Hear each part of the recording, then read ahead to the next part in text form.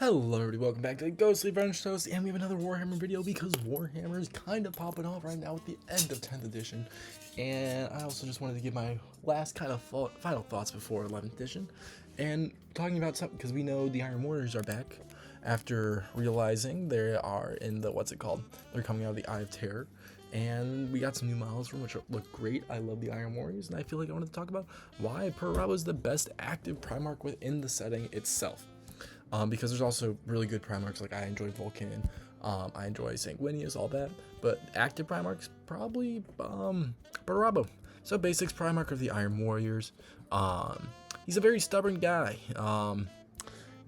His whole idea is siege and tactics, and he has the power to see flaws in everything.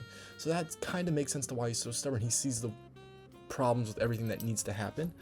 And my cat's just wandered around. Sees all the problems that within the mechanics object, whether that be a building, robot, whatever, and picks out the flaws, which kind of give him a negative kind of mindset within everything. A very negative outlook on life itself because of that. It's just he's looking at the flaws and never sees something for what it is and how good it can be.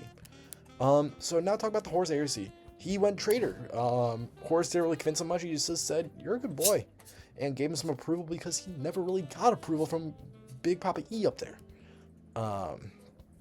Didn't really fuck around with chaos. They're doing their own thing type shit. They rather be more mechanical than submitting themselves to chaos, where yes, there's people within nowadays within the Iron Warriors that are more chaos centric. But still they still have the fundamental idea that mechanical is more important than using the power of chaos. Carried the Siege of Terra. He's the only reason that the Chaos forces basically survived their way into Terra. I wish you guys could see my cat right now. She's going everywhere, isn't that right?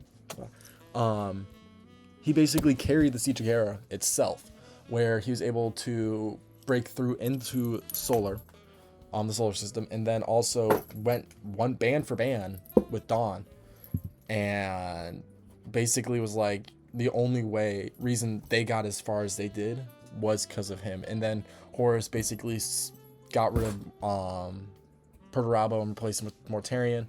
And Perturabo's like, fuck this. And he left. He realized that Horus is basically, they're all too chaos junked up, and that he needs to get out of here because this isn't going to end well.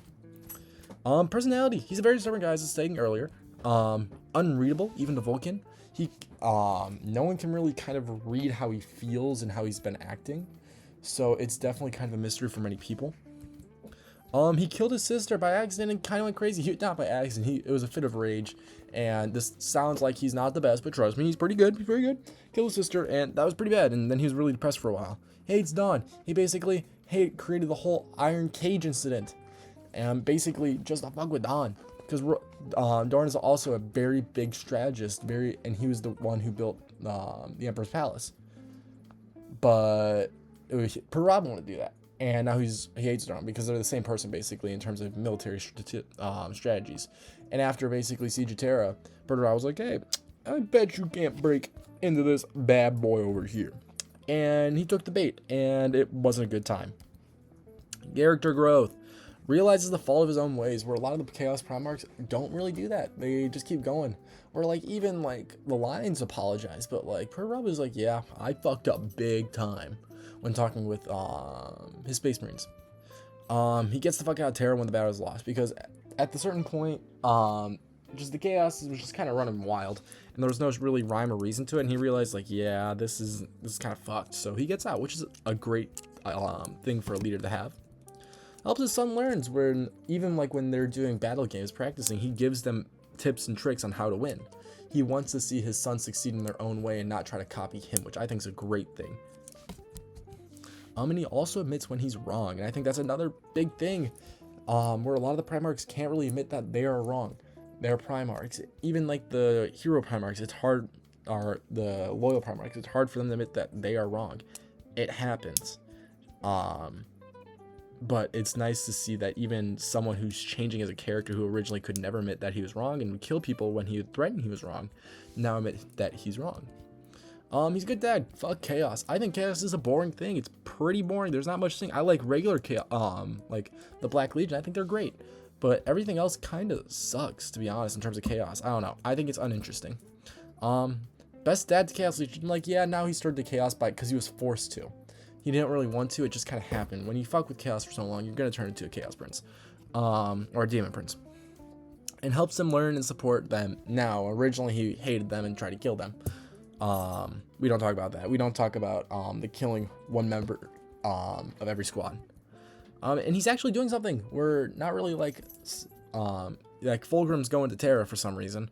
And Fulgrim's gonna fucking die for some reason. Angron's just being Angron. Mortarion's being Mortarion after getting his butt kicked by Gilman. And what Magnus is just doing whatever Magnus does. But we have some updates with Perturabo, so I think that's a great thing. But yeah, that's it for this video. I'll see you guys next time on Ghostly French Shows. Bye bye.